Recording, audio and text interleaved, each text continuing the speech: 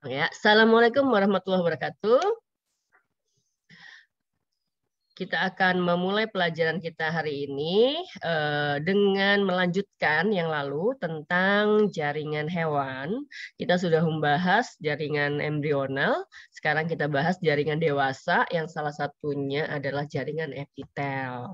Nah, jaringan epitel ini agak panjang bahasannya karena ini adalah jaringan yang membatasi tubuh dengan lingkungannya. Nah, lingkungan kita itu ada dua, lingkungan dalam, karena kita berongga ya, jadi ada lingkungan dalam gitu ya, dan lingkungan luar yang benar-benar di luar badan kita gitu. Nah, itu semuanya terlapisi oleh jaringan epitel. Kalau tumbuh-tumbuhan ini kan dia itu epitel itu setara dengan epidermis, peridermis gitu dia setara gitu ya. Tapi kan kalau tumbuh-tumbuhan nggak punya rongga gitu. Jadi kalau disebut epidermis dia pasti ada di luar, peridermis pasti ada di luar organ gitu kan ya, organnya akar, batang, daun gitu ya.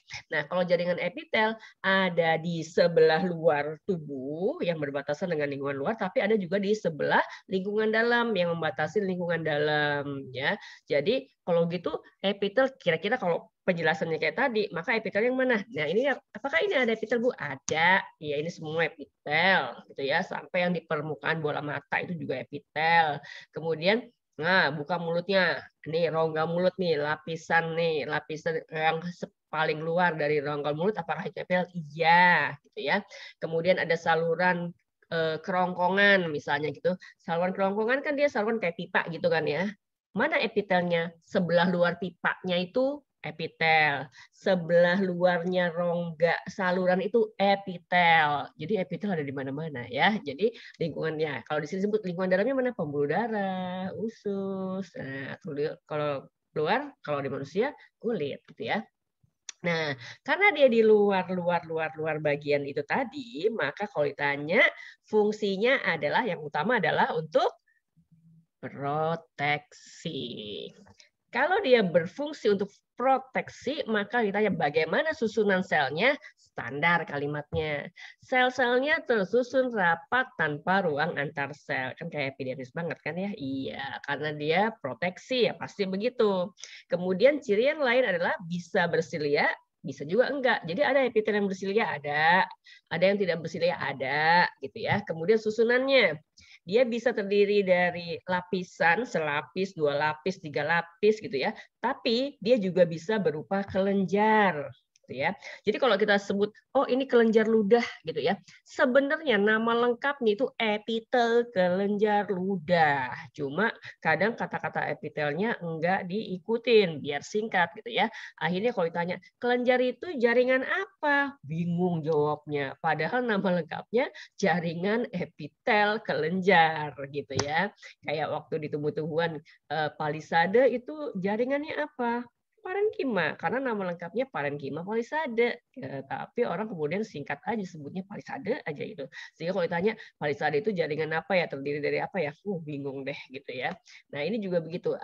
Kelenjar itu epitel gitu ya. Nanti kita jelaskan bagaimana kelenjar itu terbentuk dari bahan yang seperti apa gitu ya. Nah, ini jaringan yang ciri-ciri yang lain. Yang pertama adalah selularitas. Artinya, jaringan ini, ingat, jaringan adalah kumpulan sel yang punya bentuk dan fungsi yang sama. Bentuknya sama, melakukan fungsi tertentu, gitu ya. Nah, kalau punya ciri selularitas, artinya jaringan epitel itu terdiri dari kumpulan sel-sel doang. Gitu. Nah, kan emang, Bu, karena nanti ada jaringan lain yang nggak cuma sel doang gitu kan ya. Jadi ada yang aselularitas ada gitu ya. Nah, jadi kalau epitel itu selularitas. Terdiri dari sel-sel aja yang berhubungan satu dengan lainnya dengan ikatan antar sel yang kuat. Karena dia kumpulan, maka dia kumpulan dari sel-sel tadi. Contohnya kayak gini nih gambarnya. Ini satu sel epitel, satu sel epitel, satu sel epitel. Jadi ini gambar 3 sel epitel gitu kan ya. Nah, jadi ini kumpulan sel epitel gitu ya. Nah, jadi dia sel aja. Nah, berhubungan satu sama lain dengan ikatan antar sel yang kuat. Ini ada ikatannya nih. Nempel kuat. nempel kuat. Jadi nanti kalau disebut lemnya itu macam-macam bentuknya gitu ya, supaya dia nempel kuat satu sama lain, nempel kuat. Bahkan di bawah ini juga dia punya model ikatan tertentu sehingga dia bertahan, maksudnya bertahan, mampu kokoh gitu ya, mampu kokoh berada pada suatu permukaan itu karena dia menempel pada dasar yang kuat, gitu ya, pada dasar yang kuat. Oke, itu yang pertama cirinya. Nah, kemudian ciri yang kedua polaritas. Antara atas sama bawah itu beda gitu ya. Kan kalau sel tumbuhan dia persegi ya semua sisinya sama gitu kan ya. Kalau ini enggak, mempunyai satu sisi yang berbeda, satu menghadap ke arah bebas, sisi apex. Jadi ini ya kalau dia berada di permukaan kulit gitu ya. Ini yang sisi yang atas ini yang berhubungan dengan dunia luar gitu kan ya. Kalau dia di rongga mulut tuh ada yang berhubungan langsung dengan rongga mulutnya gitu ya. Kemudian ada sisi satu lagi yang nempel dengan bagian dasar yang kita sebut dengan membran basal. Gitu ya, ini membran basalnya tuh yang ini tipis. Nah, kalau bawahnya ini udah jaringan ikat ya. Ini yang tipis nih di bawahnya. Nah, ini.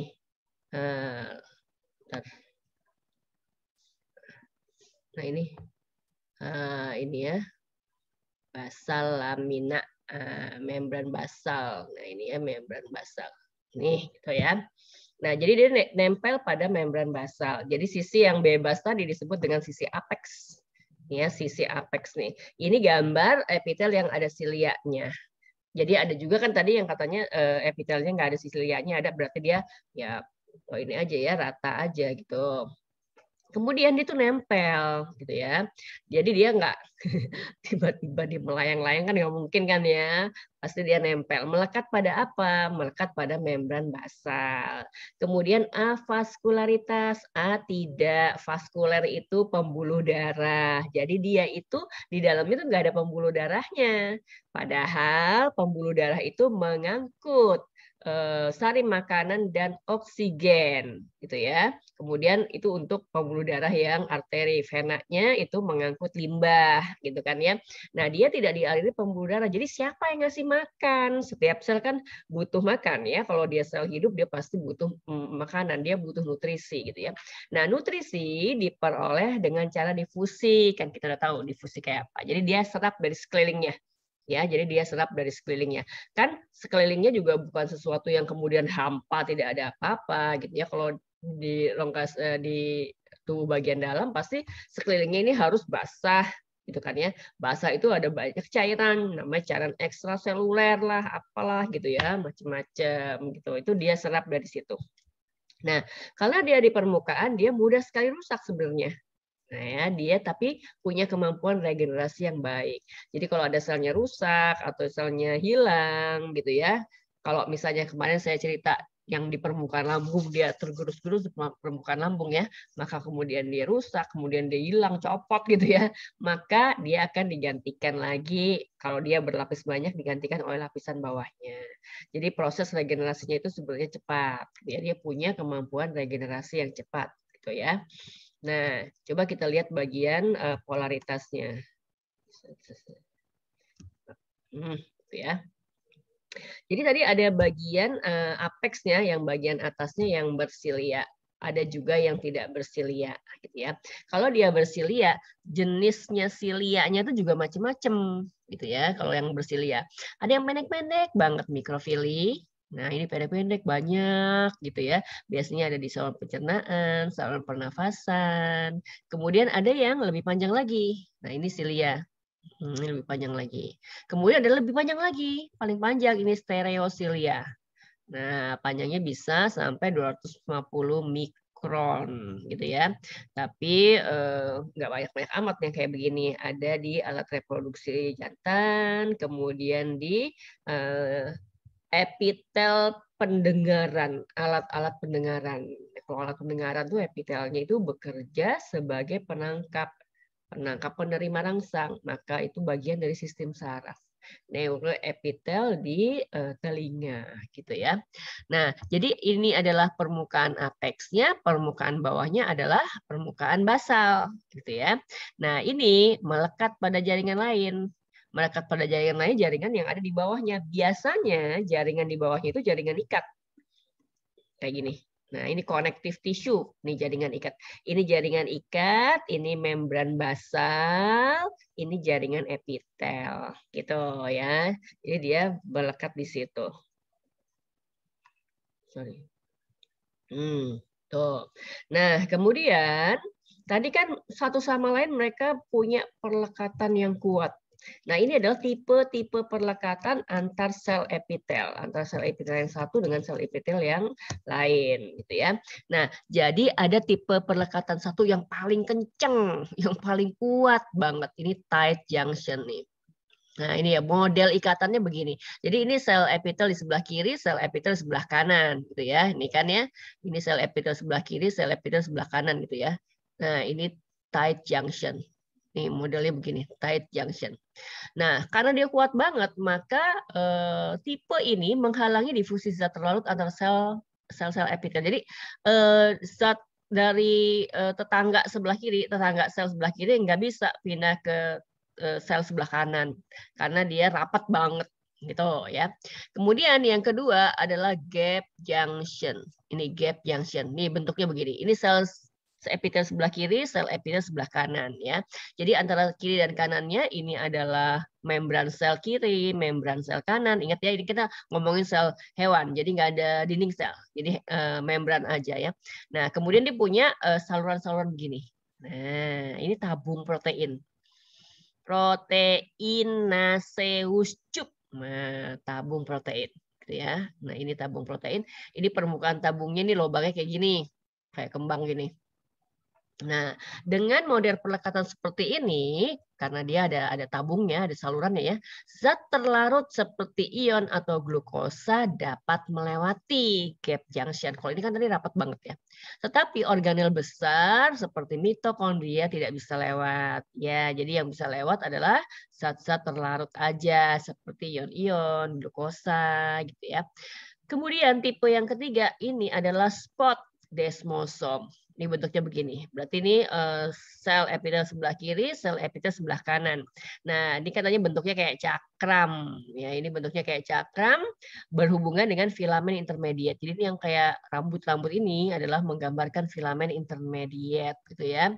Nah, ini dia berfungsi untuk menstabilkan bentuk sel.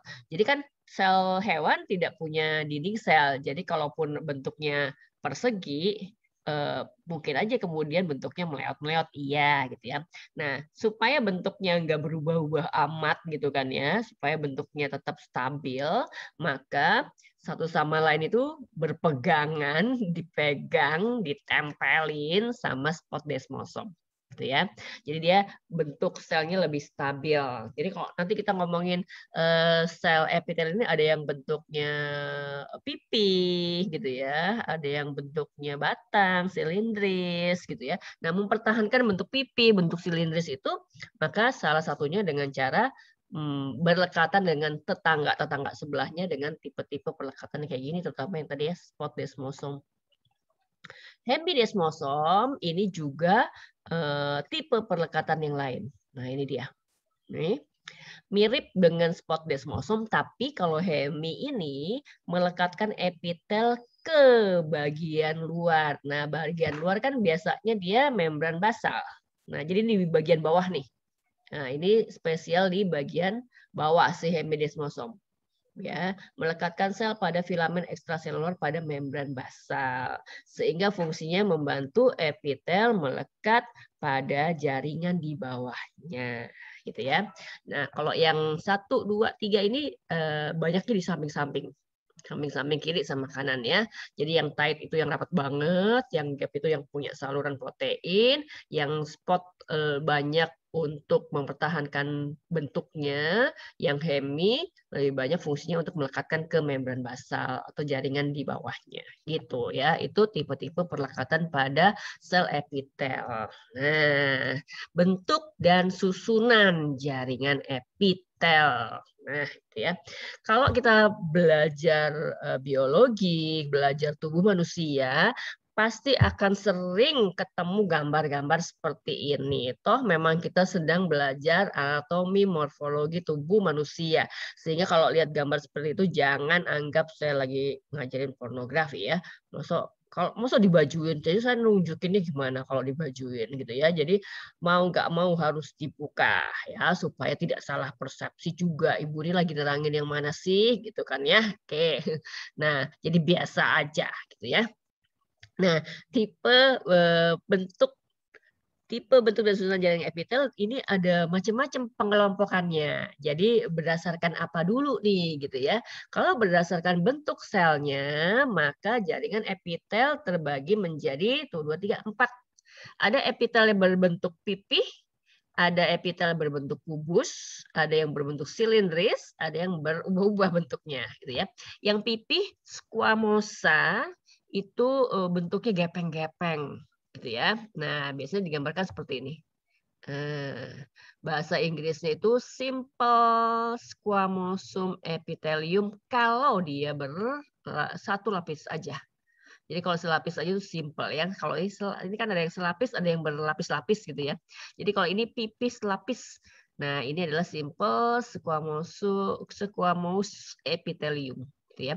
Kemudian yang bentuknya kubus-kubus. Jadi jangan bayangkan seperti di matematika ya, kalau kubus tuh harus sama sisi kanan kiri, 1 kali 1 kali 1. Kalau di biologi begini aja disebut kubus ini. Gitu ya. Nah, ini bentuknya masing-masingnya seperti kubus. Kuboidal, ini selapis. Simple cuboidal epithelium. Gitu ya. Jadi ini digambarkan di mana nih? Kalau yang epitel pipis lapis ada di mana? Oh, ini di alveolus paru-paru. Biasanya gitu ya, di alveolus paru-paru. Nih. Kemudian kubus lapis. Nah, kubus lapis ini di mana? Biasanya saluran ginjal. Ginjal itu ada di belakangnya lambung ya. Kalau lihat dari depan nggak kelihatan kadang-kadang, nongol dikit doang, gitu ya. Kemudian ini berbentuk ini silindris atau batang, kolumnar. Ini karena selapis epitel simple columnar epithelium. Di mana dia? Oh, dia yang melapisi usus ya, yang melapisi usus, intestine itu usus. Kemudian kalau yang tidak selapis, berlapis banyak. Nah, kayak gini nih berlapis banyak nih. Ini adalah gambar epitel pipih berlapis banyak. Kalau berlapis banyak itu stratified.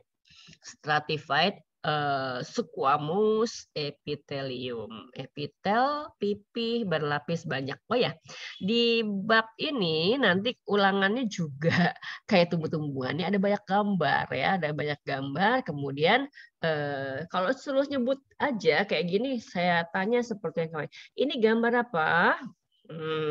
Berarti ini gambar jaringan. Karena kita lagi ngomongin jaringan ya. Jaringan epitel pipih selapis. Ini gambar apa? Jaringan epitel pipih berlapis banyak. Kalau ditanya bagian-bagiannya, gampang lah bagian-bagiannya. Coba ya. Tes. Ini garis yang menunjukkan di epitel pipih, garis luarnya ini, itu menggambarkan apa, Nak? Garis luar ini. Nih, garis luarnya apa? Menunjukkan apa? Ayo. Apanya? Garisnya nih, garis luar ini. Kan dia sel. Iya, membrannya. Jangan nggak boleh jawab dinding loh ya. Nggak berdinding loh. Karena dia bukan tumbuh-tumbuhan. Kemudian yang bulatan hitam apa? Nukleusnya. Inti selnya. Kemudian nih, ini yang di bawah ini, lapisan bawah ini apa? Yang jaringan ikat bukan begitu. Yang tadi bukan. Bawahnya epitel itu apa? Membran basal. Membran basal, ya, membran basal. Kemudian kalau saya tunjuk gambarnya bagian yang tengah-tengah nih, di bawah garis, di luar nukleus, apa nih?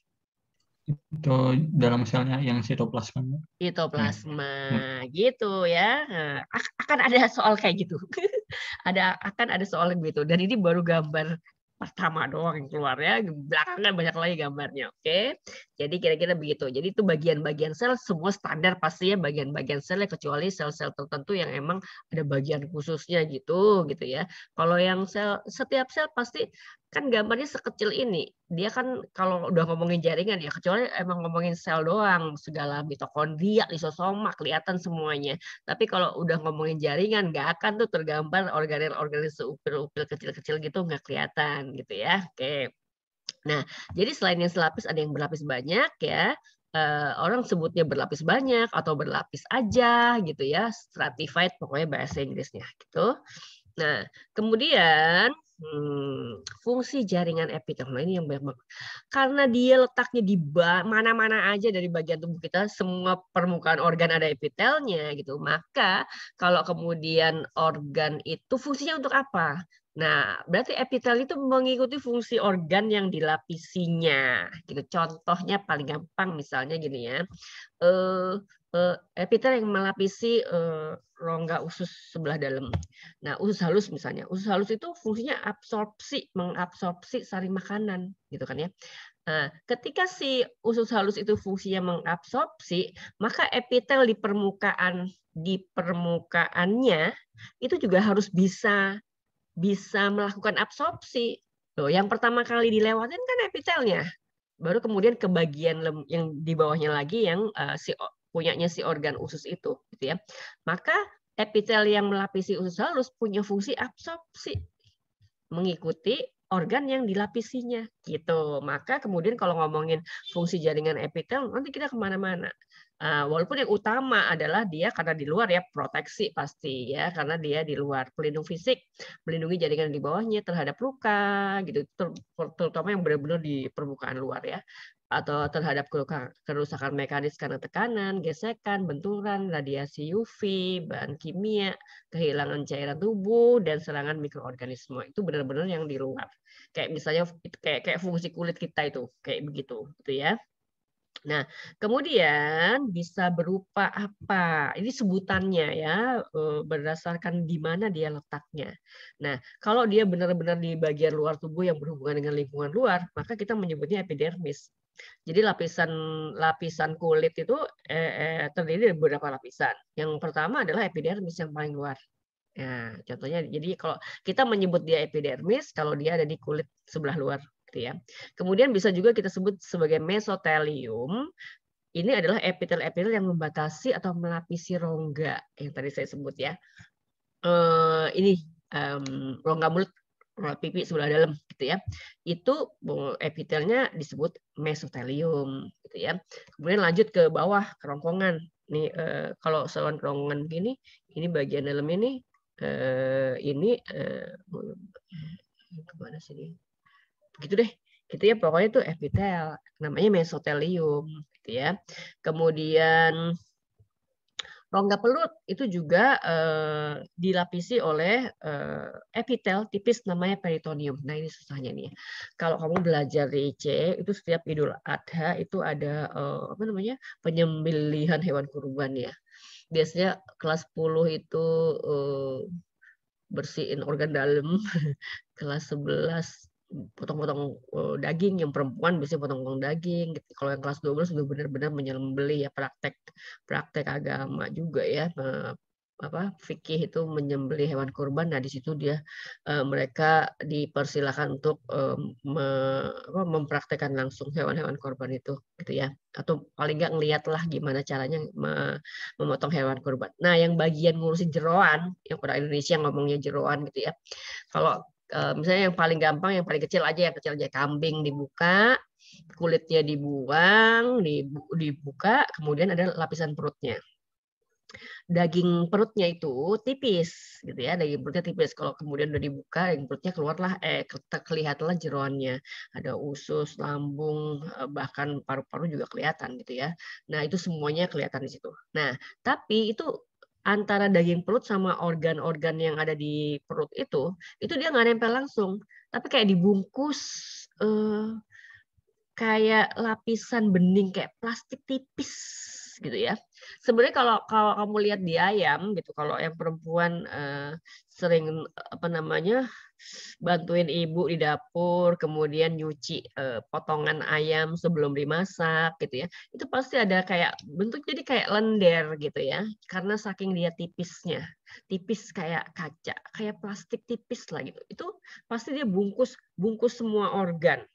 Jadi ketika ketemu jeroan di sebelah dalam perut, itu nggak brewer-brewer langsung kita nempel tangan kita, tapi ada lapisan tipisnya pembungkus sebelah luar. Itu namanya peritoneum, gitu ya. Kemudian setiap organ itu dibungkus lagi sama epitel itu juga, gitu ya. Nah, jadi itu mesotelium itu kayak contohnya rongga perut, rongga perut. Epitel yang melapisi rongga perut, peritoneum namanya, gitu ya. Kemudian kita bisa menyebutnya epitel ini sebagai endotel bila dia membungkus organ dalam. Yang tadi saya bilang, permukaan jantung itu dibungkus epitel, permukaan paru itu dibungkus epitel, gitu ya. Permukaan ginjal dibungkus sama epitel, gitu ya. Misalnya lapisan terluar dari pembungkus paru-paru namanya pleura, itu epitel, gitu ya. Pembungkus jantung perikardium itu epitel gitu ya. Kalau jantung kan kardiak ya, maka bungkusannya sebelah luar kalau ada peri itu di luar gitu ya, perikardium. Kemudian epitel pembuluh darah. Pembuluh darah terutama yang kapiler, pembuluh darah kapiler itu pembuluh yang paling halus gitu ya. Kalau orang berkulit putih gitu atau di pipi itu ada kayak semburat merah-merah kayak rambut-rambut merah, nah itu kapiler. Itu tebelnya cuma serambut, bahkan kemudian lebih tipis dari rambut-rambut itu ya. Nah, itu pembuluh darah, di dalamnya ada darah yang mengalir gitu kan ya. Nah, pembuluhnya itu tipis banget, cuma setebal selapis sel epitel. Nah, jadi pembuluh darah kapiler itu dibangun dari sel-sel epitel yang kita sebut dengan endotelium, gitu ya. Begitu juga pembuluh limfe atau tubulus-tubulus di ginjal. Nanti kita ketemu dia itu epitel semua. Maka sebenarnya dia ringkih, maksudnya gampang rusak. Iya, pernah ceritakannya misalnya ketonjok gitu ya, kemudian merah. Nah, biasanya kalau terbentur benda keras, kuat, itu dia pecah karena dia halus banget. Kalau dia pecah, isi dalamnya kan keluar. Nah, dalamnya isi apa? Darah. Dia keluar. Darah tuh kalau keluar dari pembuluh karena kita sistem peredarannya tertutup, kalau dia keluar dari pembuluh mati dia, gitu ya. Merah itu keluar darahnya dari pembuluh kapiler semuanya. Beberapa saat kemudian mungkin ntar malamnya atau besoknya biru. Nah, mati beneran tuh sel darahnya. Sehingga warnanya lebih gelap gitu ya. Nah, kemudian kayak orang kerokan aja deh ya. Kemarin saya kasih contoh kan orang yang dikerok-kerok gitu ya. Kalau orang dikerok itu kan kulitnya ditekan-tekan kan, bisa pakai uang logam. Nah, tekan itu kapiler di bawah kulitnya pecah sehingga kemudian darahnya keluar. Dan kemudian terbentuklah gambar merah-merah kalau di punggung itu ya udah kayak apa namanya tulang ikan kan ya, kiri kanan merah itu merah itu karena darah pembuluh darah pecah dan darahnya keluar. Maka itu darahnya keluar dan darah itu kemudian mati. Merah kan, kemudian nanti jadi ungu. Merahnya tua, terus jadi ungu gitu ya. Kemudian hilang dikit-dikit, 2 hari, 3 hari, 4 hari hilang dikit-dikit. Itu kan selnya darahnya mati, dibawa ke sistem ekskresi untuk diolah lagi atau kemudian dibuang sebagai limbah gitu ya. Kemudian pembuluh darah yang pecah-pecah tadi regenerasi. Jadi kalau pembuluh darah kapiler itu bisa regenerasi. Kalau nggak bisa gimana ya? Bisa mati kita, ada area yang nggak dikasih darah. Padahal dia bawa nutrisi gitu ya. Jadi dia bisa regenerasi. Gitu ya. Oke, jadi itu epitel bisa disebut epidermis, bisa disebut mesotel, bisa disebut endotel dengan apa namanya? Ciri di mana letaknya dia tadi. Tuh. Jadi tadi fungsi pertama sebagai proteksi. Fungsi kedua, dia juga bisa berfungsi sebagai kontrol permeabilitas membran. Jadi dia bisa ngatur larutan yang masuk dan yang keluar dari sel atau dari tubuh atau dari jaringan, ya. Jadi dia bisa bersifat sebagai absorpsi. Tadi saya udah cerita kalau dia ada di dinding usus halus, dia bisa absorpsi. Kemudian dia juga bisa bertindak atau berfungsi sebagai pengekskresi. Dia bisa ngeluarin limbah. Nah, contohnya yang di mana? Epitel kelenjar keringat. Nah, itu ada di kulit. kan ya, di kulit bagian epidermis, kemudian di bagian tengah ya, endodermis gitu ya. Nah, itu ada kelenjar-kelenjar keringat.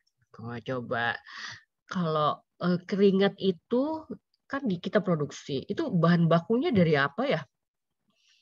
Kulit bikin keringat, kan dari kulit ya. Epitel kelenjar keringat memproduksi keringat, dia tuh bikin keringatnya dari bahan bakunya apa? Tahu nggak? Bahan baku untuk bikin keringat sampai keluar cairan asin-asin kayak gitu. Dari mana? Kelenjar keringat. Ya, kelenjar keringat yang bikin. Tapi si kelenjar keringat ini mendapat bahan baku dari apa? Kemudian diolah sama kelenjar keringat dan diproduksi menjadi keringat. Gitu. Limbah darah, Bu. Ya, jadi dari darah bagian plasmanya. Jadi kan di permukaan kelenjar pasti banyak banget tuh pembuluh-pembuluh darah kapiler yang benar-benar apa namanya ya, melingkupi si kelenjar itu. Kemudian difusi, osmosis dan sebagainya. Nah, plasma darahnya itu kan berupa cairan. Kan kalau disebut sari makanan, tadi saya sebut sari makanan itu larutnya di plasma darah. Begitu juga limbah, dia larutnya di plasma darah juga. Maka kemudian si kelenjar keringat itu kayak mengambil limbahnya yang banyak garamnya tadi untuk dibuang ke permukaan kulitnya, gitu ya. Nah, jadi si kelenjar keringat itu mikroskopis, dia juga tersusun dari sel-sel epitel. Maka sel epitel yang ada di kelenjar keringat punya kemampuan untuk mengekskresi limbah tadi. Begitu juga nanti ada tubulus-tubulus yang ada di ginjal juga punya kemampuan ekskresi. Ya. Kemudian ada fungsi yang berikutnya adalah mampu melakukan sekresi. Sekresi sama ekskresi itu beda. Kalau sekresi itu menghasilkan sesuatu tapi tidak dibuang. Kalau ini kan dibuang, gitu ya. Nah, jadi dia itu bikin sesuatu, mensintesis itu menyusun ya, membuat sesuatu berbagai zat, kemudian tapi bisa juga ada beberapa yang kemudian sebagian dibuang ya. Tapi kalau ngomongin sekresi biasanya enggak dibuang gitu ya. Nah, jadi digunakan lagi oleh tubuh untuk fungsi-fungsi yang lain. Nah, ini yang sekresi ini epitel yang mana yang melakukan sekresi gitu ya? Yang melakukan sekresi adalah epitel kelenjar. Jadi kalau kelenjar-kelenjar tadi kan menghasilkan tadi ya, kayak tadi kelenjar keringat dia menghasilkan keringat gitu kan.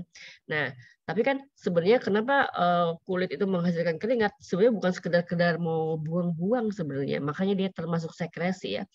Jadi fungsi keringat itu termoregulator, ngatur suhu ya. Jadi kan manusia itu kan berdarah panas. Tahu nggak istilah berdarah panas itu apa? Karena berdarah dingin, berdarah panas. Berdarah panas, tahu nggak istilahnya apa? Karena belum pernah dengar? Masa iya belum pernah dengar? Namanya homoioterm. Ya kalau dia berdarah dingin, poikiloterm, gitu ya. Kenapa kita disebut makhluk berdarah panas? Karena suhu tubuh kita stabil 36 sampai 37,2 kalau nggak salah ya, itu normal. 36 sampai 37,2 itu normal. Nah, kalau kita berada di kutub yang suhunya di bawah 0, suhu tubuh kita tetap segitu. Kita berada di gurun yang suhunya di atas 45, suhu tubuh kita tetap juga 36 sampai 37,2. Kalau suhu tubuh kita tidak sekitar 36 sampai 37,2, maka judulnya kita sakit. Nah, kan sekarang kalau kemana-mana tuh ada termogan ya, gitu ya, mengindikasikan kita itu sehat apa enggak. Maka kisaran suhu tubuh normal adalah 36 sampai 37,2, gitu ya. Kalau di luar itu sakit. Nah, ada banyak yang salah ketika ditembak termogan itu suhunya misalnya 35,5 gitu ya. Wah, sehat banget nih 35,5. Salah, itu sakit. Gitu ya. Karena harusnya 36 sampai 37,2. Bukan berarti kalau makin rendah itu makin sehat. Enggak, sakit atau alatnya rusak. Karena jarang banget suhu tubuh itu di bawah 36 gitu ya. Kalau nggak sakit berat, itu malah alatnya yang rusak, udah nggak akurat lagi gitu ya. Kalau di atas 37,2 maka sakit ya. Kan sebagian besar ketika ada kemasukan kuman atau virus atau bakteri yang lain, maka tubuh bereaksi dengan melawannya. Sistem imun yang melawan. Ketika sistem imun melawan itu ada reaksi namanya peradangan. Peradangan itu hasilnya adalah naiknya suhu, bukan turunnya suhu gitu ya. Jadi naiknya suhu. Jadi kalau 37,3, 37,5 itu udah demam gitu ya. Waktu saya sakit COVID itu saya nggak pernah di atas 37,2. Cuma saya merasa greges-greges gitu, karena normalnya saya biasanya kalau nggak 36,3, 36,4 gitu ya, segitu aja. Nah pada saat sakit saya bisa sampai 37,0, 36,9 gitu. Jadi saya tidak merasakan demam yang amat sangat, cuma kalau orang Jawa bilang tuh badannya nggak enak, greges-greges gimana gitu ya. Karena saya termasuk yang bergejala ringan sebenarnya ya. Tuh. Jadi seperti itu. Nah, tadi kita ngomongin apa? Keringat. Jadi keringat itu diproduksi oleh kulit ketika suhu tubuh kita hampir naik atau mau naik. Kapan itu? Ketika kita olahraga. Sehat olahraga. Kalau olahraganya benar itu kan kulitnya kemerah-merahan. Kulit kemerah-merahan itu pertanda bahwa pembuluh darah melebar. Yang di permukaan kulit, yang di bawah permukaan kulit itu melebar. Kalau dia melebar, aliran darahnya lancar banget. Ketika aliran darahnya lancar banget gitu ya, berarti kan aliran plasma darahnya juga lancar, dia akan melewati ke epitel kelenjar keringat, kemudian kelenjar keringat bekerja lebih giat daripada biasanya, dan kemudian produksi keringat lebih giat dari biasanya. Ketika keringat ada di permukaan kulit, maka keringat itu kan air komponen utamanya dia air. Dia itu mengademkan permukaan kulit yang tadinya itu udah panas kemerah-merahan tadi, gitu ya. Sehingga kan ada air di permukaan kulit, kemudian ada angin sepoi-sepoi berhembus, gitu ya. Maka kemudian permukaan kulit menjadi suhunya menjadi normal lagi, menjadi lebih rendah, dan kemudian suhu tidak jadi naik. Kan lagi olahraga, lagi sehat, nggak boleh naik, nggak boleh lebih dari 37,2. Maka cara tubuh menstabilkannya adalah dengan cara berkeringat tadi. Jadi keringat itu bukan sekedar punya garam banyak dibuang gitu ya, bukan gitu ya. Tapi tadi ada proses yang harus dijalani ketika tubuh itu harus homoioterm, dan seperti itu terus 36 sampai 37,2. Beda dengan hewan-hewan berdarah dingin, poikiloterm tadi. Hewan-hewan ini suhu tubuhnya berubah-ubah sesuai dengan lingkungannya dia gitu ya. Misalnya ikan gitu ya. Ikan dia berenang di air yang suhunya 20, suhu tubuhnya sekitar segitu. Kemudian dia berenang lagi di air yang suhunya lebih hangat, ya naik lagi suhunya gitu. Jadi dia berubah-ubah. Bentar saya pasang baterai. Gitu ya, itu yang poikiloterm.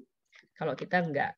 Sehingga kalau misalnya kita berada di kutub, bayangkan kita berada di kutub yang suhunya di bawah 0, kemudian tubuh harus menstabilkan 36 sampai 37,2, betapa berat pekerjaannya, dan kemudian betapa banyak kalor yang dibutuhkan untuk membuat panas gitu ya.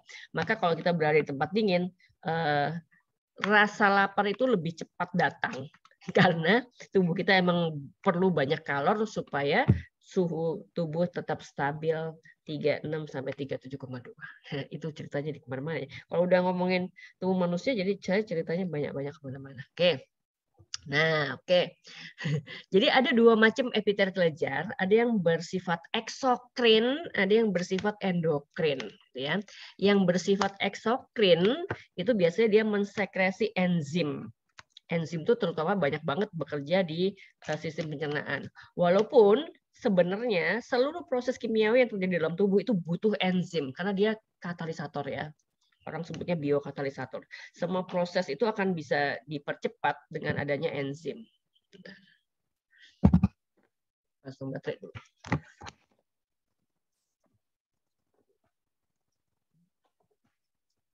Nah, jadi kelenjar penghasil enzim itu adalah kelenjar eksokrin.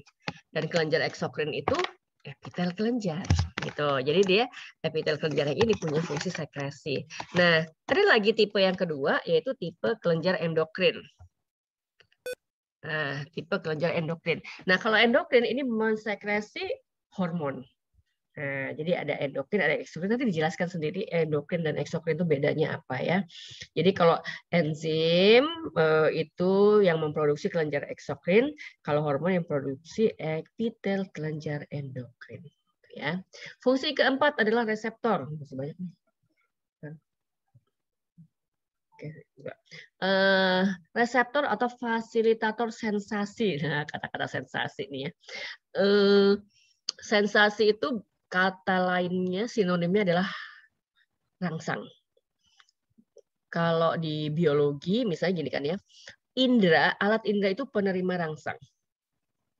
Rangsang di dalam biologi itu berupa rangsang suara, rangsang cahaya, rangsang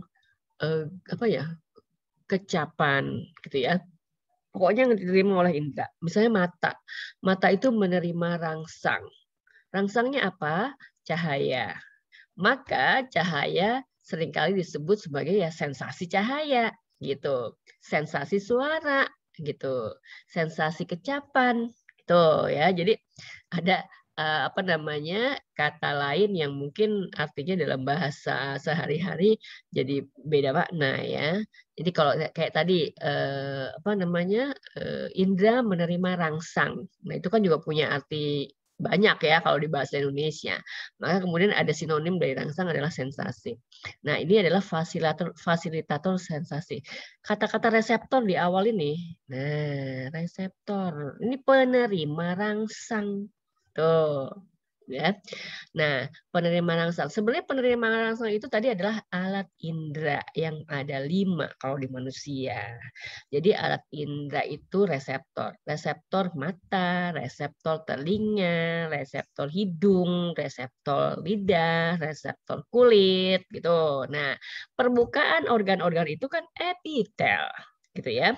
Kalau mata permukaannya kan epitel nih. Ini apalagi ya, mata itu kan semua jaringannya hidup, semua selnya hidup. Maka bola mata itu harus selalu basah. Nah, di situ ada kelenjar air mata yang tugasnya membasahi bola mata, gitu ya. Nah, cahaya itu kan masuk melalui bagian-bagian mata tadi, mulai dari bagian luar, tembus bagian sebelah dalam, sebelah dalam, sebelah dalam, sampai ketemu lensa, kemudian ketemulah bintik kuning di belakang sono, gitu kan ya, di belakang bagian bola mata. Oke, nah supaya cahaya yang datang itu bisa tersalurkan dengan baik ke bagian-bagian yang lebih bawah lagi, maka permukaan epitel yang ada di bola mata harus bisa menerima rangsang cahaya dengan baik. Gitu. Ya. Nah, contohnya seperti itu ya. Kenapa juga dia kemudian berfungsi sebagai reseptor juga gitu ya. Kalau dia nggak bisa meneruskan cahaya dengan baik, maka bagian sebelah bawahnya kayak nggak nerima apa-apa karena di bagian awal pun udah tidak diterima gitu, udah nggak bisa nerima ya. Nah, jadi epitel ini menjadi tempat ujung saraf sensorik. Nah, jadi kayak tadi permukaan bola mata itu ada neuroepitelnya kayak gitu ya. Nanti di permukaan bagian sebelah dalam juga ada neuroepitelnya gitu ya. Jadi seluruh tubuh tertutup epitel sehingga impuls di impuls juga rangsang artinya ya, harus lewat epitel. Jadi rangsang, ini bahasa-bahasa sistem koordinasi ya. Kalau kita bahas sistem saraf, maka ada kata-kata impuls, neuron, reseptor, itu berulang-ulang sensasi gitu ya. Nah, sekarang belum ketemu di awal dulu di sini ya. Nah, jadi lidah, permukaan lidah itu epitel gitu ya. Maka kalau lidah diharapkan bisa mengecap dengan baik ini rasanya apa, nah maka epitelnya juga mesti sehat, lapisannya mesti rapet lah dan seterusnya gitu ya.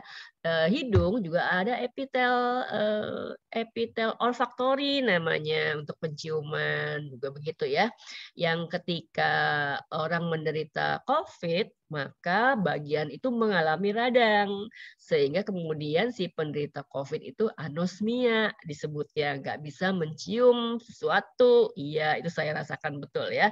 Ketika saya tidak bisa mencium, tadinya tidak bisa mencium apapun, tapi alhamdulillah lidah saya masih normal karena ada penderita COVID yang dua-duanya nih nggak bisa kerja gitu ya. Maka itu kan makanan nggak ada rasanya. Apalagi saya ibu-ibu, saya mesti masak kan. Ketika saya masak, saya nggak tahu garamnya kebanyakan atau kedikitan, bumbunya udah kayak apa gitu. Itu berbahaya gitu ya.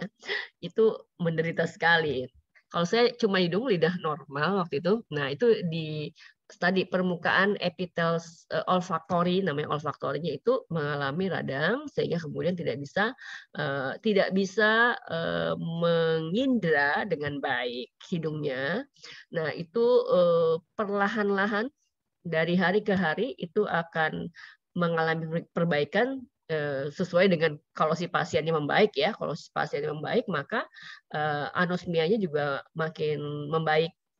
Ada yang seminggu sudah pulih, ada yang 2 minggu sudah pulih, ada yang sebulan baru pulih gitu ya. Kalau saya berangsur-angsur bisa mencium yang wangi dulu gitu ya. Sampai minggu lalu saya juga belum bisa mencium bau yang busuk. Tapi kan nggak rugi buat saya ya, biarin aja lah gitu kan ya. Kayak misalnya bau apa gas buakan kayak kentut itu saya nggak bisa cium. Saya nggak tahu baunya apa tuh, nggak bisa gitu. Tadinya bau feses juga saya nggak bisa cium. Tapi kan menurut saya nggak mengganggu lah, asal bau yang lain bau yang enak-enak masih bisa saya cium. Nggak apa-apa dong kan gitu ya. Ya biarin aja. Ntar juga muncul sendiri gitu ya. Sekarang udah normal semuanya. Itu. Nah, jadi dia juga bisa berfungsi sebagai reseptor, penerima rangsang. Bisa berfungsi sebagai transportasi, mengangkut bahan-bahan dari dan ke jaringan, pintu gerbang lalu lintas zat. Ya, nah contohnya yang ada di pembuluh darah, ya, di tubulus ginjal kan itu tempat lewatnya berbagai macam zat ya. Maka sebelum masuk ke organ intinya, maka dia harus ngelewatin permukaannya. Lah permukaannya itu epitel, gitu ya. Dia juga bisa menghasilkan sel-sel kelamin. Sel kelamin itu apa? Kemarin kita udah kenalan sedikit, ada yang ada germ-germnya gitu ya. Itu adalah kalau di manusia dan hewan-hewan itu ada namanya sperma dan ovum. Sperma dan ovum, sperma dulu deh. Sperma itu dihasilkan di mana? Kalau sekarang pasti kamu jawab di testis ya. Testis itu luas, nanti ada bagian khusus di testis penghasil sperma. Di mananya? Epitelnya. Maka orang sebutnya epitel germinal gitu ya. Begitu juga ovum dihasilkan di mana? Di ovarium. Ovarium itu luas nanti kalau kita belajar sistem reproduksi ya. Di bagian mana dari ovariumnya? Ada bagian yang namanya folikel, itu ada epitel folikelnya penghasil ovum gitu sebenarnya ya. Nah, sama ya. Jadi sperma dan ovum itu diproduksi oleh epitel germinal. Nah, jadi kan betapa luasnya fungsinya epitel, jadi betapa pentingnya epitel, gitu kan ya. Kita akan mempelajari bentuknya epitel dan letaknya di mana, berfungsi untuk apa, gitu ya. Dari yang pertama. Jadi bentuk epitel itu sekarang kan gambar-gambar di buku tuh udah mulai bagus-bagus banget ya berwarna gitu ya. Tapi kadang kalau gambarnya ruwet gitu ya, agak susah ingat-ingatnya, susah membedakannya dengan yang lain. Di sini ditampilkan ada gambar asli kelihatan dari mikroskopnya kayak gini. Ini kan susah ya kalau melihat gambar apa gini-gini doang gitu ya. Kemudian dibuatlah ilustrasinya supaya lebih gampang. Nah, ini ilustrasinya begini. Gitu ya. Jadi kalau ini gambar permukaannya kan kalau dilihat mikroskop nggak bisa 3 dimensi ya, kecuali pakai mikroskop yang stereo itu 3 dimensi. Tapi kalau mikroskop cahaya dia kelihatan 2 dimensi. Pasti kelihatan permukaannya begini aja. Kemudian pasti ada orang yang menyayatnya melintang, menyayatnya membujur gitu ya. Kemudian penglihatan melintang dan membujurnya disatukan sehingga kemudian dibuatlah ilustrasinya seperti 3 dimensi. Jadi ini epitel pipih selapis. Ya, ini epitel squamosa selapis kemudian digambarkan seperti ini. Jadi kelihatan permukaannya, kelihatan juga kedalamannya. Itu 3 dimensi ya. Nah, atau gambar yang lebih sederhana lagi seperti ini. Tadi kita udah kenalan sedikit bagian-bagiannya apa. Pasti ya, mudah ya. Berarti garis-garis ini adalah menggambarkan membran sel, kemudian ini adalah menggambarkan nukleusnya, bawahnya pasti membran dasarnya. Membran basal, membran dasar sama. Kemudian kalau ditunjuk di bagian tengah-tengahnya, pasti orang kemudian ya itu sitoplasmanya lah gitu ya gampang ya. Jadi inilah epitel pipis selapis namanya. Gambar ini menggambarkan epitel pipis selapis. Nah, di mana letaknya? Kan susah nih menghafalkan segini-gini banyaknya begitu. Karena kalau soal yang berhubungan dengan epitel pasti bermain di bentuknya apa, letaknya di mana, fungsinya apa. Gitu. Pasti begitu ya. Bentuknya apa, letaknya di mana, kemudian fungsinya apa. Pasti tanya begitu. Kan banyak tuh epitel, kan kebolak-balik nanti, gitu kan ya. Nah, berarti kamu mesti ingat clue-nya. Yang epitel pipis selapis, baik kan tuh gepeng selapis gitu kan ya. Dia itu ada di permukaan atau dia tuh bikin selaput-selaput pembungkus. Nah, itu clue-nya tuh begitu ya. Kalau di sistem organ dia itu banyak di sistem transport. Ya. Nah, sistem transport itu organnya apa aja? Jantung, pembuluh darah, pembuluh limfe. Nah, itu yang termasuk dalam sistem transport, gitu ya. Nah, jadi letaknya di mana nih epitel pipis lapis? Lapisan endotel jantung. Di lapisan pembuluh darah, lapisan yang bungkus jantung, gitu ya. Lapisan yang bungkus jantung. Oke. Kemudian pembuluh darah, kan itu sistem transport semua. Ya, pembuluh limfe, sistem transport semua. Jadi kalau tiga ini jadiin satu aja gitu ya, kita cuma perlu mengingat ada di alat transport gitu loh, gitu ya. Jadi clue-nya begitu. Kemudian beberapa bagian ginjal, kalau ginjal itu bentuknya macam-macam, nanti di setiap bagian ada ginjalnya. Ini bagian glomerulus, kapsul Bowman ginjal. Kemudian ada di alveolus karena dia tipis ya, tipis berarti dia memang ada di alveolus seperti gambar ini. Ingat-ingat juga gambarnya. Ini ada di alveolusnya, bukan di paru-parunya, di alveolusnya. Saluran ekskresi kecil kelenjar, selaput bagian dalam telinga, selaput serosa peritoneum, pleura, perikardial, ini kan gampang ingat-ingatnya. Dia tuh bungkus-bungkus organ penting lah pokoknya gitu ya, ingatnya gitu ya. Organ penting, oh iya, selaput rongga perut, oh peritoneum. Yang bungkus paru-paru, iya, pleura. Yang bungkus jantung, iya, perikardial. Skrotal ini bungkus apa kira-kira? Itu di kelamin nggak sih, Bu?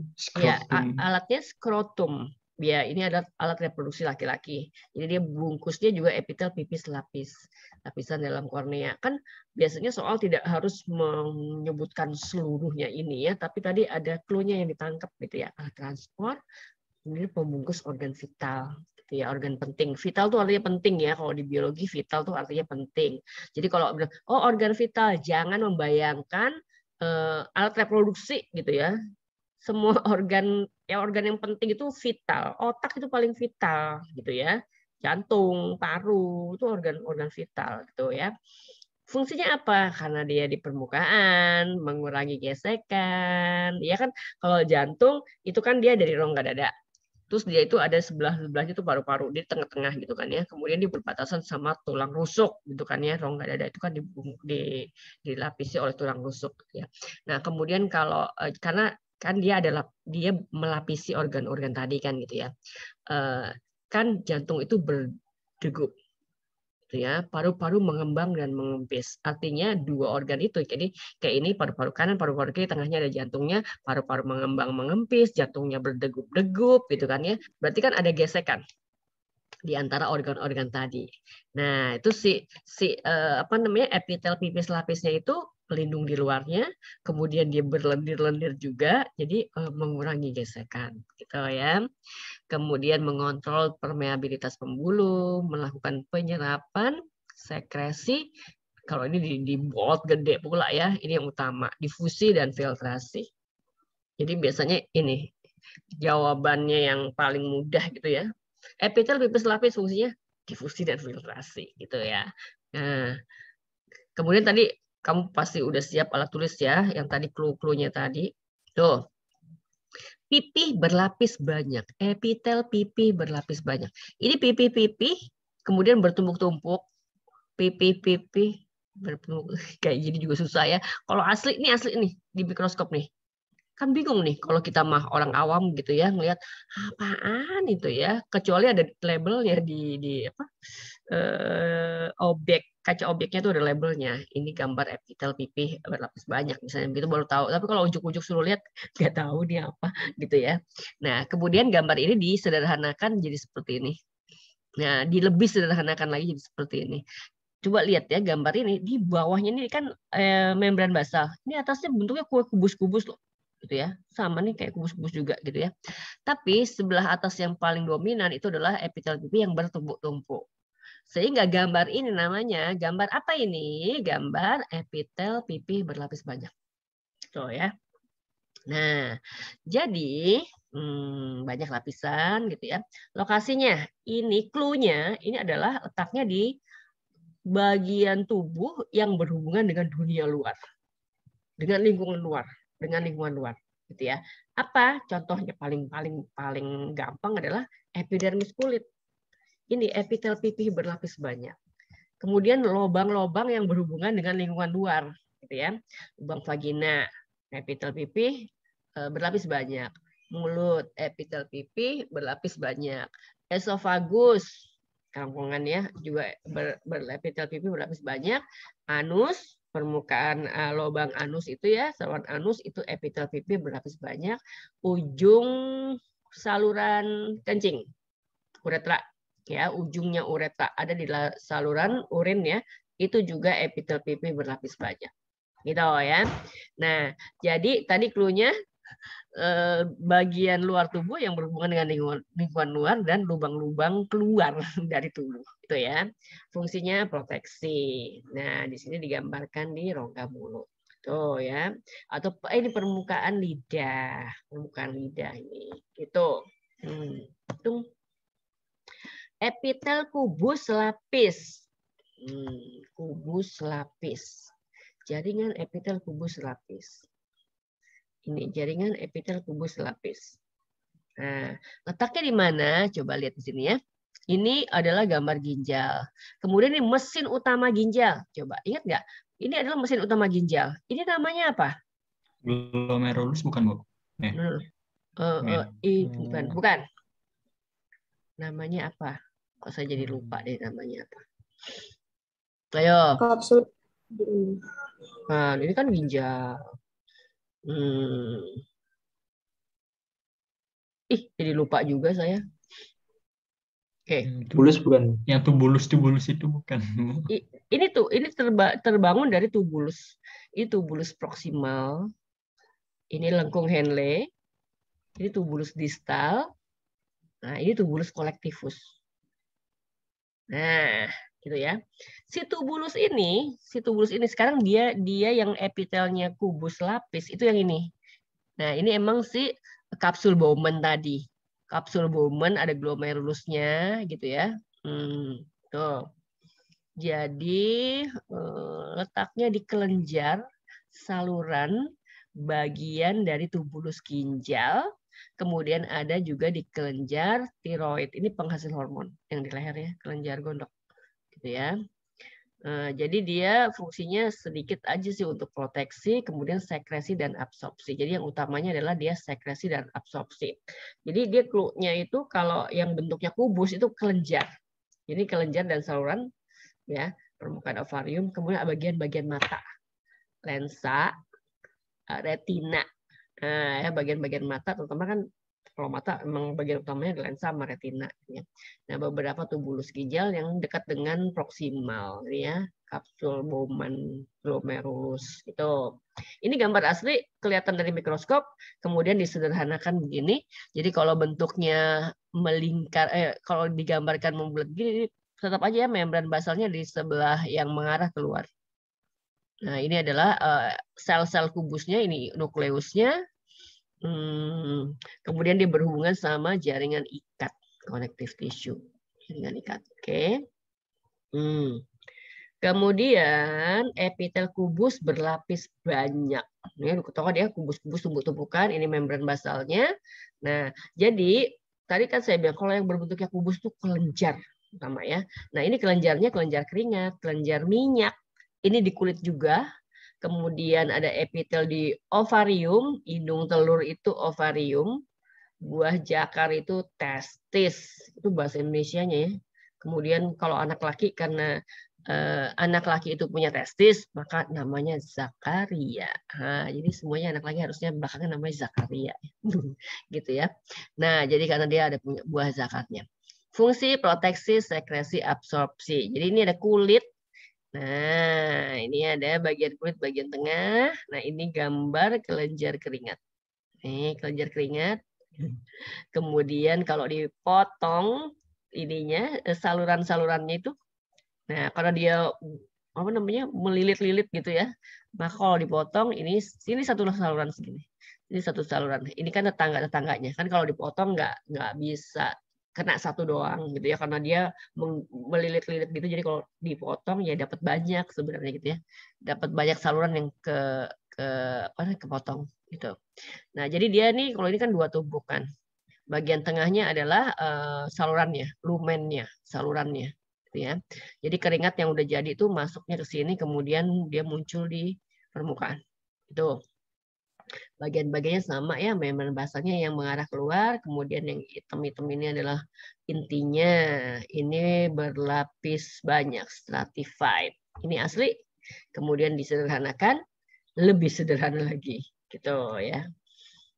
Epitel silindris, selapis, kolumnar, silindris, batang, gitu ya. Nah ini berbentuk batang, selapis, membran basal sama ya. Ini digambarkan yang ada mikrofilinya karena dia ada di usus halus. Nih ya. Jadi ini di permukaan usus halus, dia baris seperti ini. Nah, ini adalah membran basalnya yang tipis ini. Di bawahnya ada jaringan ikat longgar. Loose connective tissue ya. Ini jaringan ikat longgar. Ini asli. Ya, kemudian kalau asli mikrofilinya tuh nggak kelihatan satu-satu begini ya. Kalau asli tuh udah gini, tapi kalau ahli jaringan ilmu yang pelajari jaringan apa nak? Tahu nggak? Histologi. Ya, histologi. Kalau histologis ahli jaringan, kita udah ini bisa diperbesar lagi menjadi atau dilihat pakai mikroskop elektron dia kelihatan fili bahwa dia adalah mikrofili gitu ya. Tapi kalau pakai mikroskop kita nggak bakalan kelihatan walaupun yang tadi saya bilang katanya canggih Bu. Iya canggih.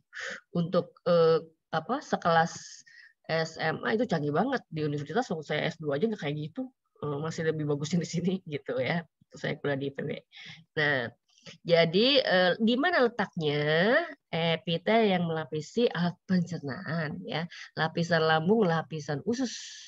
Kemudian ada kantung urin, vesika urinaria. Kantung urin letaknya di bawah ginjal. Jadi kalau urin udah jadi itu ditampung dulu di kantung kemih ini sebelum dikeluarkan. Jadi kantung kemih itu biasanya volumenya bisa sampai 300 mili gitu ya. Kalau 300 mili, udah 300 mili berarti udah penuh banget dia kencang. Nah, kalau dia udah penuh biasanya otak kemudian menciptakan rasa ingin buang air kecil gitu ya. Kemudian ada di tubulus collectivus. Kalau tubulus collectivus yang tadi nih. Yang tadi gambar ginjal ini ya. Tubulus collectivus. Jadi ini kan mesin untuk membuat urin. Ini bahan baku bikin urin dari mana? Si ginjal darah pembuat kan? urin. Iya, sama masih keringat tadi. Jadi struktur kandungan zatnya keringat sama urin mirip. Cuma kalau urin itu ureanya banyak. Kalau keringat ada ureanya nggak Bu? Ada bau asam-asamnya gitu kan ya. Garam dengan sedikit urea. Kalau di urin garam dengan banyak urea. Garam-garam ya maksudnya ya, bukan garam dapur dong gitu. Garam-garam dan banyak urea gitu. Jadi ini diproses. Ini masuk pembuluh darah utama masuk sini, ambil plasmanya, darahnya balikin lagi, kemudian disaring berkali-kali.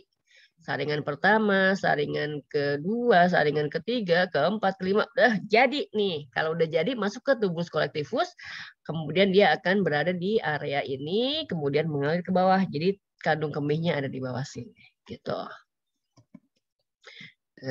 Jadi kandung kemih di situ tubulus kolektivus yang tadi, gitu ya. Nah, kemudian ada yang epitel silindris berlapis banyak. Nah, ini gambarnya suka menyesatkan ini.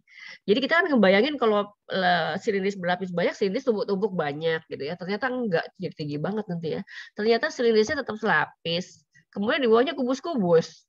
Ya, di bawahnya kubus-kubus bisa lebih dari satu lapis, kemudian baru membran basal. Tapi ini namanya epitel silindris berlapis banyak. Nah, jadi kalau ini contohnya ada di kelenjar ludah, penghasil ludah ya, kelenjar ludah yang letaknya di depan telinga, di rahang atas bagian dalam ya, situ ya. Nah, kalau dia kelenjar kan dia saluran. Jadi sekarang saluran itu dipotong melintang, jadi ini tengahnya. Ini potongan bagian atasnya, ini potongan bagian bawahnya. Jadi silindrisnya yang menghadap ke dalam bagian tengahnya, gitu ya. Silindrisnya yang menghadap bagian lumen.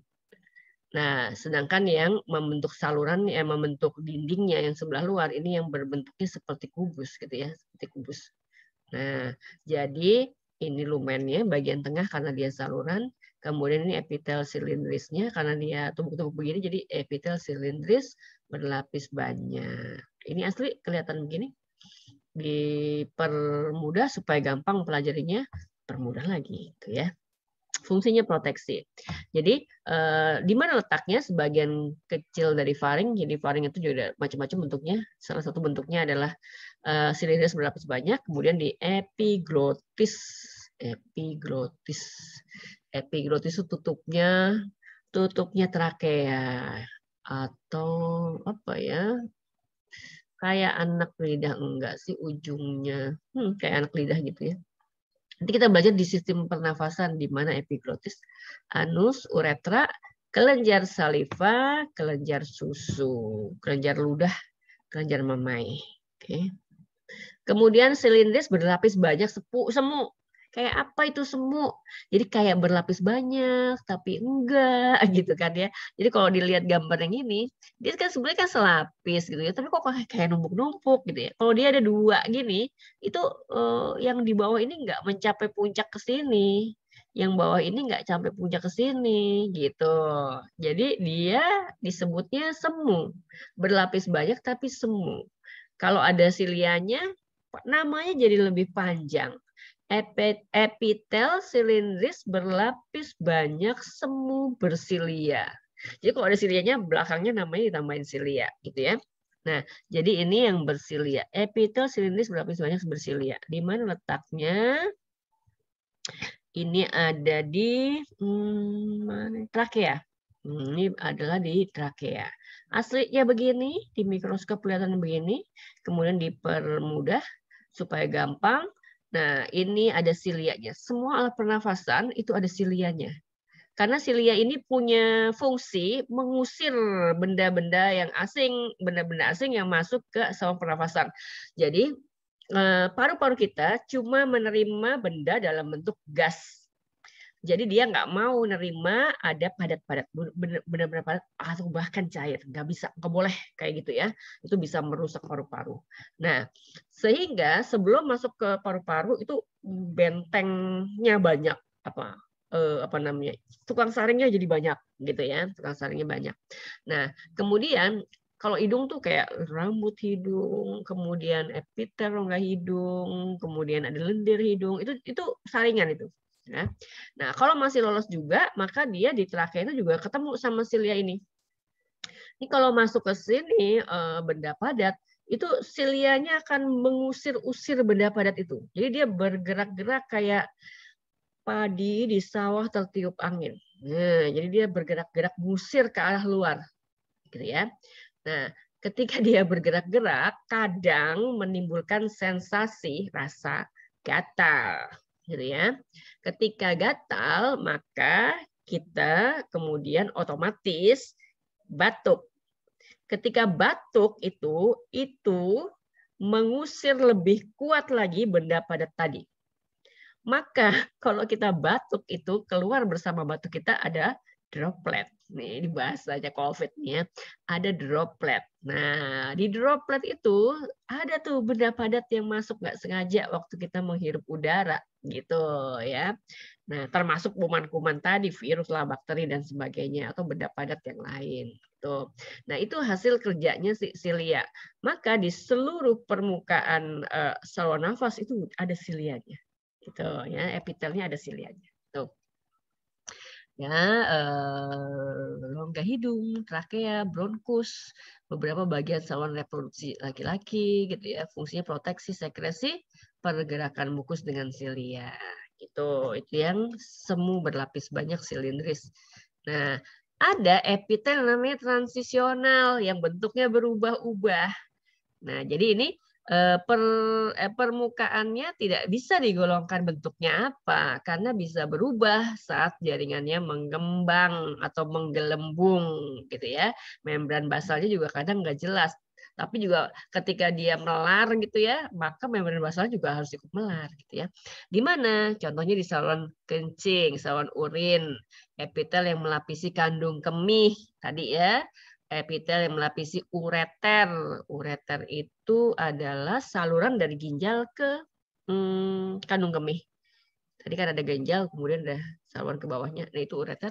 Kemudian uretra ini saluran dari kandung kemih keluar. Nah, saluran keluar. Nah, keluar tubuh. Nah, jadi ini gambar tentang kandung kemih. Kalau misalnya dia isinya nggak penuh gitu ya, maka kayak gini bentuknya. Kalau isinya penuh, maka dia menggembung kan. Kalau menggembung dia mesti melar juga. Epitelnya juga mesti bisa melar gitu ya.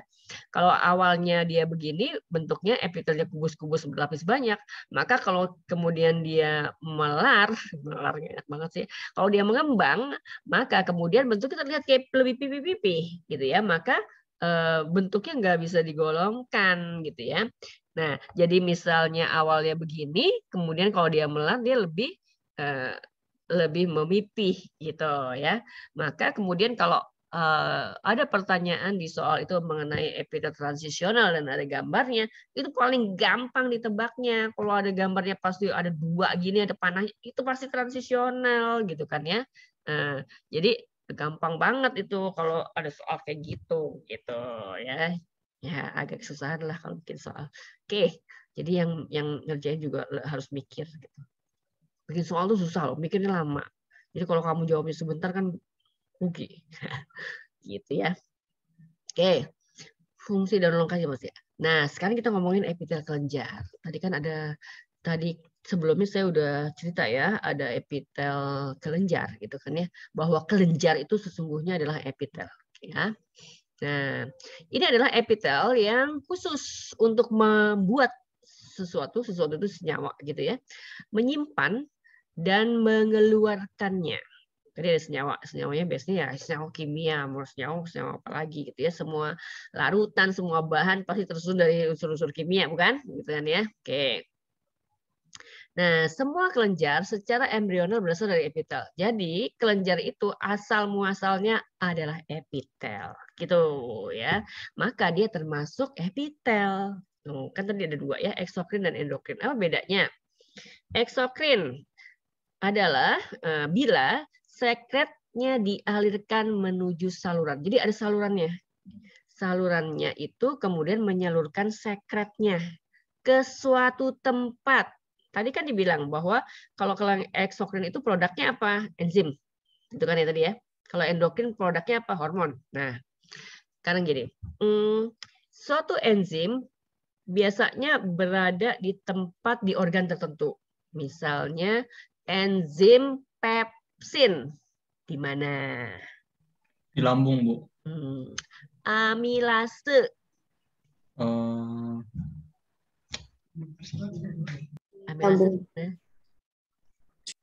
Amilase di mana? Petialin deh.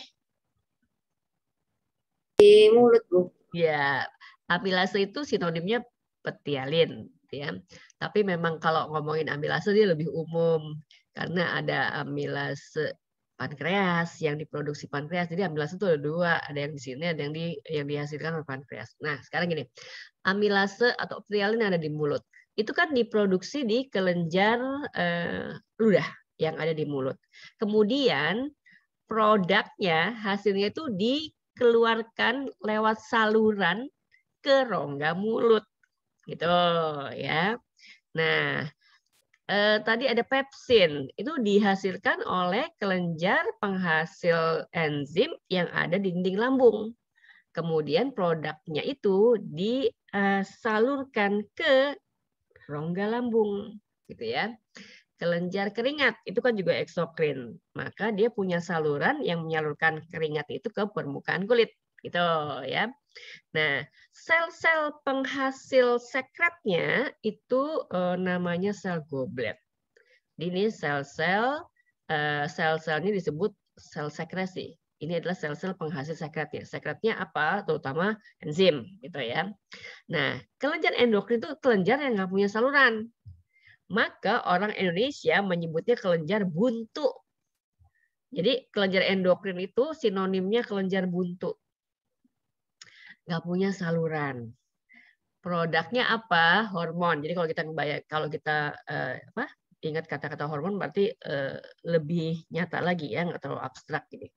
Jadi kalau nggak punya saluran itu sekretnya kemana gitu kan ya. Tadi kan si eksokrin ini sekretnya ya disalurkan kemudian masuklah ke organ tertentu gitu ya.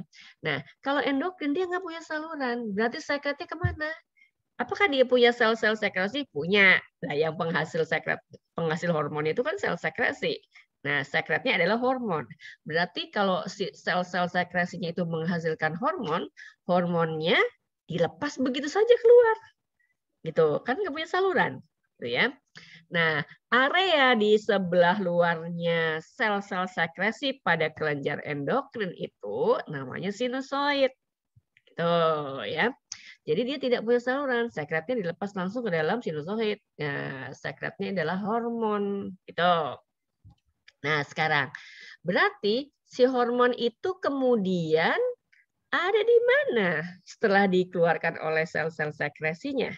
Itu hormon yang paling kamu tahu apa sih? Hormon tiroksin tahu kan? Pernah dengar ya? Pernah dengar nggak hormon tiroksin? Jadi pasti dengar nih. Ke hormon testosteron, tahulah, tahu nggak? Tahu. Tapi tiroksin nggak tahu, testosteron harus tahu ya. Testosteron itu diproduksi oleh organ apa? Testosteron diproduksi oleh? Diproduksi oleh? Kan namanya udah mencerminkan. Ya, testis. Nah, jadi di dalam testis itu ada kelenjar penghasil hormon testosteron. Nah, sekarang pertanyaan, hormon testosteronnya itu terus kemana? Gitu. Ayo. Kan hormon testosteron itu fungsinya apa namanya? Menimbulkan tanda-tanda kelamin sekunder. Tanda kelamin sekunder itu muncul di masa pubertas, misalnya mengakibatkan tumbuhnya kumis, gitu ya. Kemudian mengakibatkan suara menjadi lebih berat, gitu. Salah duanya begitu, gitu ya. Berarti si hormon testosteron itu adanya di mana? Yo, nggak tahu ya. Bukan di testis doang. Karena dia tidak punya saluran, maka hormonnya tidak disalurkan ke testis, gitu ya. Tidak disalurkan ke testis saja. Tapi ketika dia dilepaskan oleh sel-sel sekresi, maka dia kan lepas di cairan ekstraseluler, gitu ya. Kemudian ditangkap, diserap oleh pembuluh darah, masuk ke dalam pembuluh darah.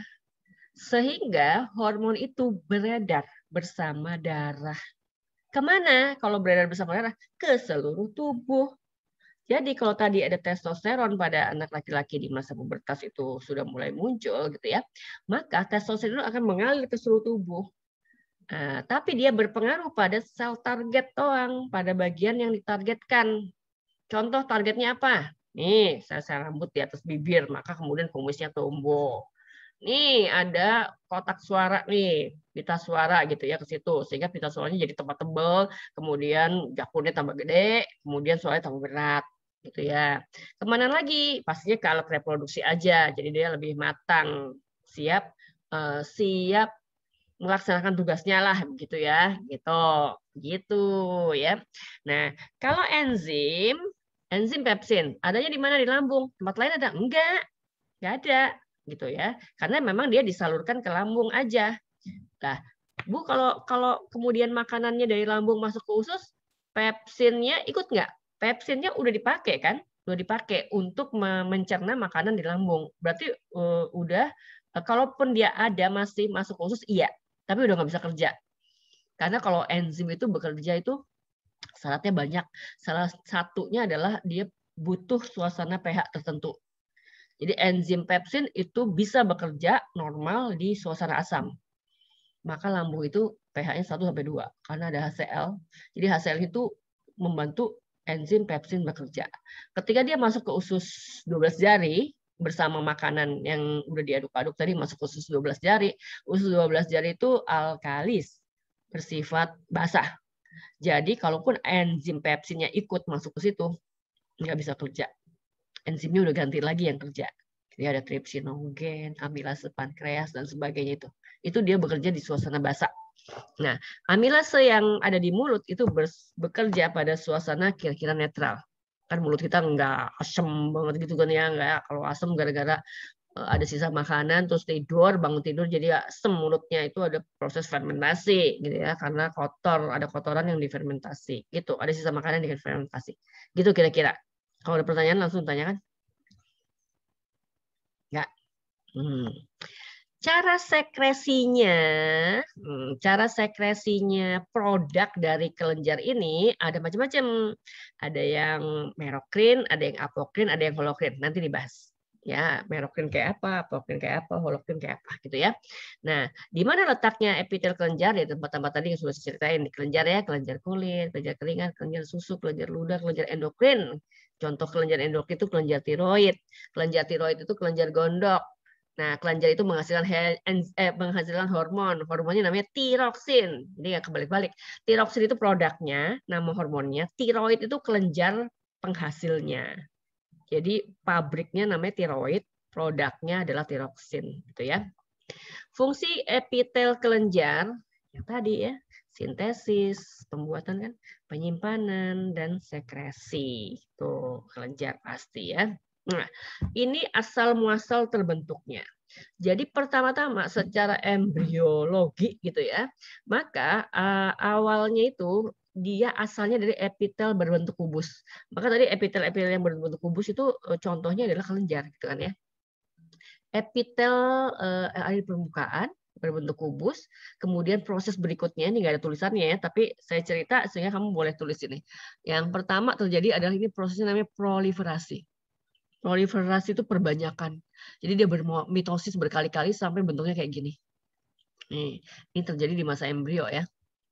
Nah, kemudian kalau udah bentuknya begini, bisa terjadi dua kemungkinan, kiri atau kanan. Nah, kalau kemungkinan yang kiri yang pertama, maka sel-sel yang terbentuk baru ini kemudian memisahkan diri. Nah, sehingga terbentuklah bentuk seperti ini. Nah, ini namanya epitel kelenjar eksokrin. Bagian tengahnya ini adalah salurannya, duktusnya. Kemudian yang di tapal kuda, sel-sel yang baris tapal kuda adalah sel-sel sekresinya. Tadi sel sekresinya namanya sel apa ya? Kelenjar eksokrin. Sel sekresinya namanya sel di halaman sebelumnya. Namanya sel goblet. Nah, ini sel gobletnya. Ini sel gobletnya. Kemudian ini adalah salurannya duktusnya. Tuh ya. Kemungkinan kedua, nah sel-sel yang baru terbentuk itu lepas dari induknya gitu ya, lepas dari induknya, lepas gitu. Ini adalah kumpulan sel-sel yang baru nih, bergerombol. Nah, kemudian dia ditumbuhi oleh pembuluh darah. Ini gambar pembuluh darah nih. Nah, ini adalah gambar pembuluh darah nih ceritanya nih, gitu ya. Nah, maka sel sekresi yang melepaskan diri dari induknya ini kemudian kan berproduksi. Produknya ya udah dilepas begitu aja di sekitar sini. Nah, ini adalah kelenjar endokrin gitu ya. Nah, ruangan di sekitarnya ini, tempat di sekitarnya itu namanya sinusoid gitu ya.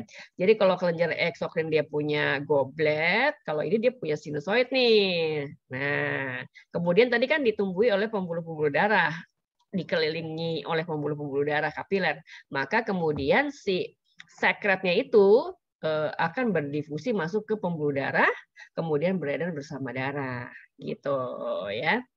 Nah, ini gambar-gambar lain, bentuk-bentuk lagi dari kelenjar eksokrin kalau begini ya. Nah, ini ada di lambung. Ini dari lambung. Ya, nanti kita belajar lebih lengkapnya atau apa itu G-cell, ECL dan sebagainya waktu kita belajar sistem pencernaan gitu ya. Jadi walaupun dia baris begini itu beda-beda kerjaannya tuh gitu ya. Nah, kemudian ada lagi versi lain gambar dari kelenjar eksokrin gitu ya. Nah, ini adalah gobletnya. Kemudian ini adalah ductus atau lumennya. Kalau dia di lambung, ini adalah ruangan lambungnya. Dilepas ke ruangan lambung ya sekretnya gitu ya.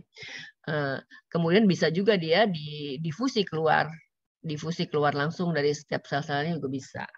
Nah, ini adalah epitel kelenjar. Nah, gitu ya. Ini kalau ini menggambarkan kalau kelenjar endokrin kayak gini ya, gambar apa namanya? Gambar sederhananya ya. Jadi arahnya kalau eksokrin itu apa namanya? Senyawa-senyawa yang dari darah bisa masuk ke dalam gitu ya. Kalau ini yang dari kelenjar endokrinnya kemudian keluar dan diterima oleh darah gitu. Nah, itu adalah kelenjar. Nah, tadi ada cara sekresi epitel kelenjar ada 3.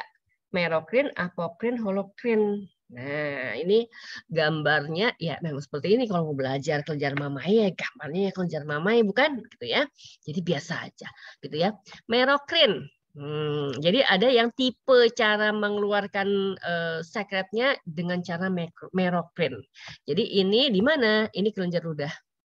Nih, kelenjar ludah, nih dibikin skemanya. Jadi ini epitel kelenjar ludah, ini sel-selnya dengan intinya gitu, ini membran basalnya yang bawah. Nah, ini ada gambar badan Golgi, kemudian dia melepaskan vesikula sekretorinya. Jadi vesikula yang berisi sekretnya gitu kan ya. Nah, jadi kalau kelenjar ludah berarti isinya adalah apa namanya ludahnya. Nah, ludahnya itu kemudian di-packing dalam vesikel, kantong-kantong yang dalamnya ludah, gitu loh. Ya, gampangnya begitu ya.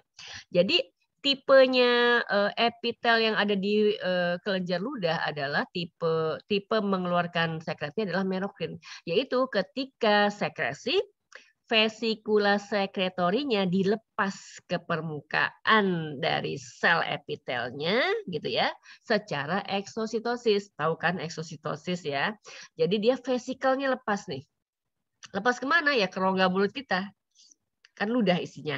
Kemudian kalau masuk ke mulut kita ya pecah kan, kemudian vesikelnya pecah dan ludahnya ya kemudian ada di rongga mulut kita. Gitu ya. Nah, ada yang tipe pengeluarannya secara apokrin. Nah, kalau apokrin dia lebih dalam lagi nih ya. Bila ketika sekresi sitoplasma apikal, ya ini satu sel, ini kemudian bagian atasnya kita sebut dengan bagian apex kan gitu ya. Ini tetap sama ya, ini adalah nukleus yang biru, ini adalah Golgi, kemudian ada vesikula Golginya. Nah, ini bagian atas nih dari sebuah sel epitelnya itu lepas bagian atasnya. Gitu ya. Nah, selama proses ini vesikel sekretori dan komponen sitoplasma lepas. Jadi yang lepas itu bukan cuma vesikel sekretorinya kayak merokrin, tapi komponen sitoplasma bagian atasnya juga ikut lepas. Kemudian sel-sel ini akan mengalami regenerasi, tumbuh lagi normal, kemudian bisa melepaskan lagi seperti tetangga sebelahnya ini. Contohnya di mana yang apokrin? Di kelenjar mamai.